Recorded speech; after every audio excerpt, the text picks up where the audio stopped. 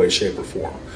But to be honest, the NWA at that point had been dead for 7 years. It was gone. It had been bought up and swallowed up by WCW, and but the linchpin that convinced me to go ahead and do it.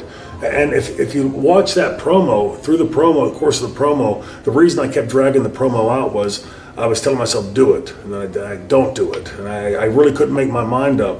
And when I locked eyes with Dennis Corluzzo, who had been on Mike Tenay's nationally syndicated radio show that week, I had never met Dennis. I had never worked for Dennis. I didn't know who Dennis was until that day when he walked into the building.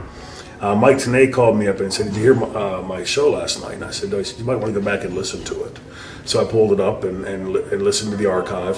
And this guy who is trying to push the NWA back to prominence starts burying me in this interview, saying, if you're an independent promoter, we were still making about 75% of our money on the independents at that time, because ECW really hadn't started rolling yet.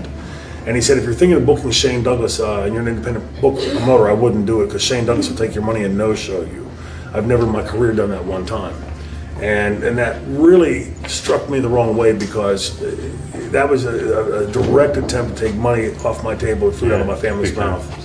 So even with all that in mind, it wasn't until I locked eyes with Dennis I thought of him saying that. But my dad was a World War II vet, and he's always